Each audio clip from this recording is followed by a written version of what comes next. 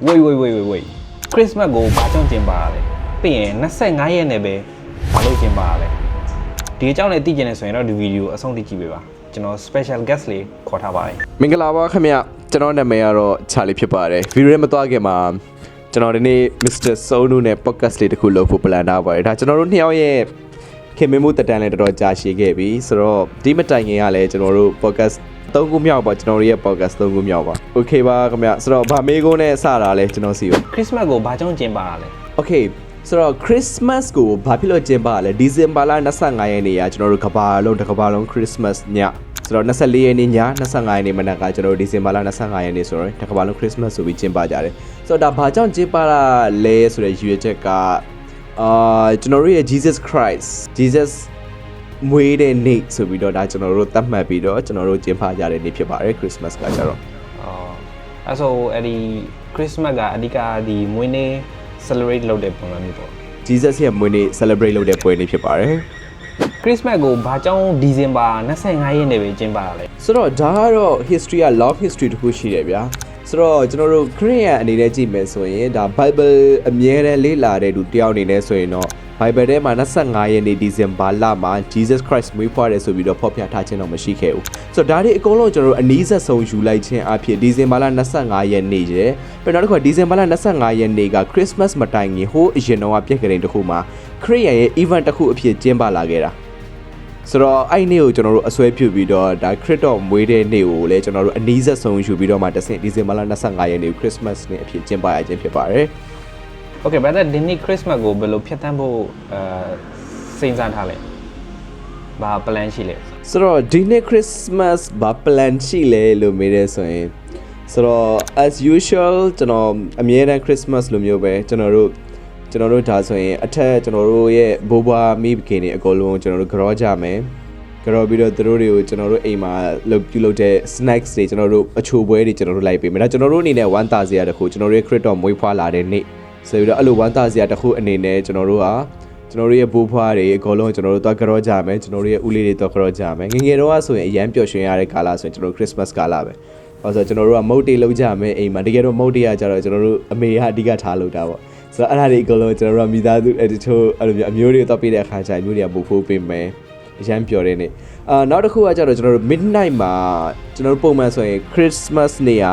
24ရက်နေ့ည12နာရီကွက်တီမှာခရစ်တော်မွေးတဲ့နေ့ဆိုပြီးကျွန်တော်တို့သတ်မှတ်ထားတာဆိုတော့အဲ့ည12နာရီထောင်မှတဆင့်ကျွန်တော်တို့တချို့တွေဆိုဂိမ်းမုတ်ခွဲတဲ့လူတွေရှိတယ်တစ်နှစ်ကျွန်တော်တို့ဂိမ်းမုတ်ခွဲခဲ့ပူပါတယ်ဆိုတော့ဒီနှစ်မှာတော့ကျွန်တော် plan နေတော့ပဲခရစ်တော်မွေးဖွားလာတဲ့နေ့မှာကျွန်တော်တို့ဂိမ်းမုတ်ခွဲပူကတော့ကျွန်တော်တို့ plan နေတော့ပဲ but decision တော့မချရသေးဘူးChristmas နေ့ကိုမိမရတဲ့နေ့ရှိလားအဲ့လိုမျိုးအမှတ်တရတစ်ခုခုဖြစ်သွားတဲ့ပုံစံမျိုးyes ကျွန်တော်ရှိပါတယ်လွန်ခဲ့တဲ့2နှစ်က Christmas ပေါ့2နှစ်က Christmas မဟုတ်ဘဲနဲ့1နှစ်က Christmas 2023ရဲ့ Christmasဘာဖြစ်လို့ကျွန်တော်မေးလို့မရဘူးလေလို့ပြောတယ်ဆိုရင်ကျွန်တော်ရဲ့ emotional touch တခုကျွန်တော် YouTube ကနေပေးတဲ့ပထမအဆုံးလစာကိုကျွန်တော် Christmas နေ့မတိုင်ခင်လေးမှာကျွန်တော်ရရှိခဲ့တာပထမအဆုံးကျွန်တော် YouTube ကပေးတဲ့လစာကိုဆိုတော့ဒီဇင်ဘာလမှာကျွန်တော်ရဲ့ lucky day တခုပေါ့ဆိုတော့အဲ့ဒီအတွက်ကျွန်တော်ရဲ့2023 Christmas ကကြတော့ကျွန်တော်စူးစမ်းတဲ့ဟာရဲ့ achievement တခုကိုကျွန်တော်ရရှိခဲ့တဲ့နှစ်ဆိုပြီးကျွန်တော်ခံယူထားခဲ့တယ်ဆိုတော့ဒီဇင်ဘာလအဲ့နေ့ကကျွန်တော်ရရှိခဲ့တဲ့နေ့ကတော့23ရက်နေ့ but ဒီ2023ဒီဇင်ဘာလ23ရက်နေ့မှာကျွန်တော်ခံယူရတာတော့ကျွန်တော် Jesus Christ ကမဖို့အနေနဲ့ပေးလိုက်တဲ့နှစ်ဆိုပြီးတော့ကျွန်တော်ခံယူရပါတယ်ခံယူရSanta Claus လက်ဆောင်ပေးလိုက်တယ် free လက်ဆောင်silver button ဟုတ်တယ်နော် silver button ရတာတော့မဟုတ်ဘူးကျွန်တော် income စရပြီးတော့အဲ့ income စပြီးတော့ withdraw လုပ်တဲ့နေ့income စရတာလားokay okay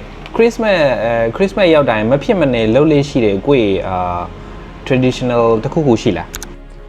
yes ရှိတယ်ကျွန်တော် Christmas ရောက်တိုင်းဘာလို့ဆိုတော့နှစ်ကုန်မှုအရန်ကိုနီးကပ်လာပြီးနောက်တစ်ပတ်ပဲလိုတော့တယ်ဆိုတော့25ရက်နေ့ကျွန်တော်တို့ Christmas ပျော်ပြီးတော့ကျင်းပပြီးတဲ့အခါကျရင်ကျွန်တော်မှာ pressure တစ်ခုဝင်လာပြီ။ဘာလို့ဆိုကျွန်တော်နှစ်တိုင်း New Year resolution ရေးတဲ့လူတစ်ယောက်ဗျာ။ဆိုတော့ဒီနှစ်ကျွန်တော်ဘာတွေလုပ်ကမလဲ။ but အဲ့ Christmas နေ့အပြီးမှာကျွန်တော်အမြဲတမ်း sense လေးရှိတယ်။ဆိုတော့ငါဒါဒီမနစ်ကလုပ်ဖြစ်လာ။ဒါပေမဲ့ဒီနှစ်မှာကျွန်တော် failure အရင်များတယ်ဆိုပြီးကျွန်တော်ခံယူရတယ်ဒီနှစ်မှာကျွန်တော်မှန်းထားတဲ့ target ကိုကျွန်တော်ဒီနှစ်မရောက်ရှိခဲ့ဘူး but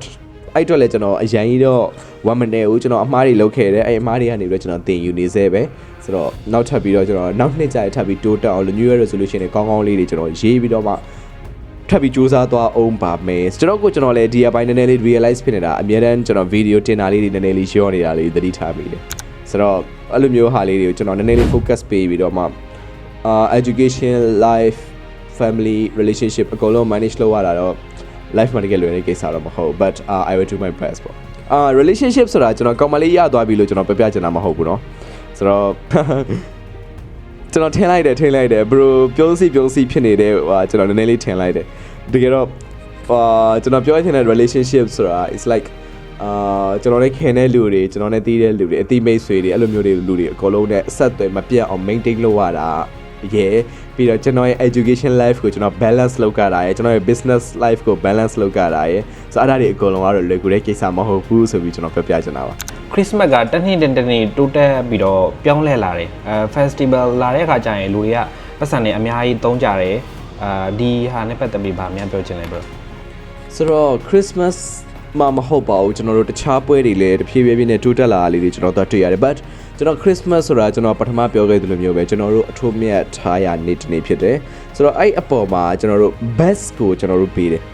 for example နည်းနည်းပြောရမယ်ဆိုရင်ဒီနေ့ကျွန်တော်တို့ဘာ best ပေးနိုင်လဲအဲ့ best ကိုကျွန်တော်တို့တော့ပေးတယ်ဗျာဆိုတော့ဒါကျွန်တော်တောင်မှကျွန်တော်ရဲ့လုံနိုင်အားအကုန်လုံးကိုကျွန်တော်တို့ပေးပြီးတော့မှမုတ်တွေလုံကြတယ်အကုန်လုံးအဲ့လိုမျိုးပြပြရွှင်နေကြတယ်ကိုဘုန်းတဲ့လူတွေ Jesus Christ ပြောခဲ့တဲ့စကားတစ်ခုရှိတယ်ဗျာ even if it is your enemy you have to love ဆိုတော့ enemy ကိုရန်သူချစ်ပါဆိုတဲ့စကားလုံးတစ်ခုပြောပြခဲ့တာလေးရှိတယ်ဆိုတော့အဲ့ဒီနေ့မှာကျွန်တော်တို့ခွင့်လွှတ်ကြတယ်အမားတွေလုံကြရင်ကျွန်တော်တို့တောင်းပန်ဝင်ချတောင်းပန်ကြတယ်ဆိုတော့ကဘာနဲ့ရှင်မိကြည့်မယ်ဆိုရင်တကဘာလုံးမှာလည်းကျွန်တော်တို့အဲ့လိုမျိုး event တွေလုပ်တဲ့အပေါ်မှာဆိုတော့ budget အနေနဲ့ကပဲကြီးကျွန်တော်တို့လူအားအနေနဲ့ပဲကြီးအကုန်လုံးကိုကျွန်တော်တို့ best ပေးတာတွေကျွန်တော်တို့တွေ့ရတယ်တစ်ခါမှလုံးမှာပြီးတော့ခစ်ကတဖြည်းဖြည်းနဲ့တိုးတက်ပြောင်းလဲလာတာဖြစ်တဲ့အထုံးမှာလုတ်တဲ့ပုံစံလေးရလဲအနေနဲ့များခစ်မိလာတွေတို့တွေ့ရတယ်အရင်တော့အဲ့လိုမျိုး Santa Claus လာတဲ့ပုံစံဆိုရင်အရင်တော့ဆိုရင်တော့သူကနှင်းတော့တဲ့မှာသူကလှဲလေးနဲ့ဖြတ်လာတယ်ဒါပေမဲ့အခုကကြတော့သူ UFO တွေပါစီပြီးလာရင်လာမထင်နဲ့ it's maybe ဘာသာခစ်တွေပြောင်းလဲလာပြီပလန်ထားတဲ့မိကုန်းတွေကတော့အကုန်လုံးကောင်းသွားပြီအဲ့တော့ Charlie အနေနဲ့ဗာပြောချင်တယ်ဆိုတော့ Charlie အနေနဲ့ဗာပြောချင်လဲလို့မေးတဲ့ဆိုရင် Advance Merry Christmas ပါလို့ကျွန်တော် Mr. Sloan ကိုကျွန်တော်နှုတ်ဆက်လိုက်ပါခြင်းနဲ့ဆိုတော့ Christmas နေ့မှာကျွန်တော်တို့ဒီတိုင်းနှုတ်ဆက်တာမဟုတ်ဘဲနဲ့ဆူတောင်းပေးတဲ့ culture လေးတစ်ခုရှိတယ်ဆိုတော့အဲ့အနေနဲ့လဲကျွန်တော် advance အနေနဲ့ Christmas နေ့ကျရင်တော့နောက်တစ်ခါထပ်ပြီးဆူတောင်းပေးဦးမယ်ဒီနေ့လဲကျွန်တော်တစ်ခါတည်းကြုံခိုင်ကိုကျွန်တော်ဆူတောင်းပေးခဲ့မယ် Mr. Sloan တို့အနေနဲ့ဘဝမှာအောင်မြင်မှုပေါင်းများစွာကိုရေထားတဲ့ target ကိုချေရခင်ရတဲ့လူတွေနဲ့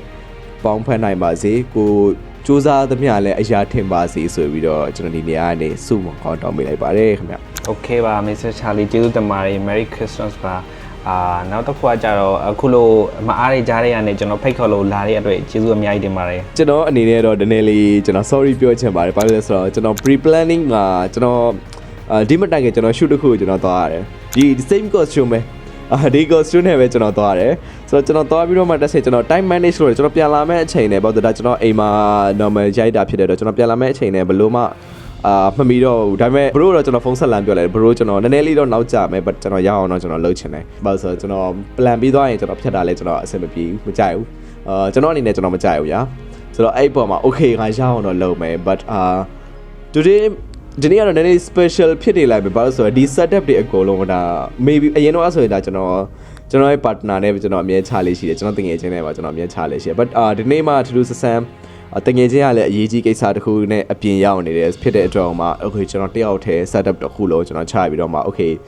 ဆိုတော့ same costume ပဲဒီ costume ကျွန်တော်ပြန်စဉ်းစားသေးတယ်ပထမတခြား costume တော့ရင်ကောင်းတယ် maybe Christmas နဲ့ဒီ costume နဲ့ကတော့နည်းနည်းလေး suit ဖြစ်နေလိမ့်မယ်ဆိုပြီးတော့ကျွန်တော်ဒီ costume ပဲကျွန်တော်ပြန်သုံးလိုက်တာဆိုတော့ကျွန်တော်အနေနဲ့ sorry လို့ပြောချင်ပါတယ်နည်းနည်းလေးနောက်ကျသွားတာဖြစ်တဲ့အတွက်ပေါ့ဆိုတော့နောက် podcast တစ်ခုနောက် event တစ်ခုရှိမှကျွန်တော်တို့နှစ်ယောက် podcast ထပ်လုပ်ကြမယ်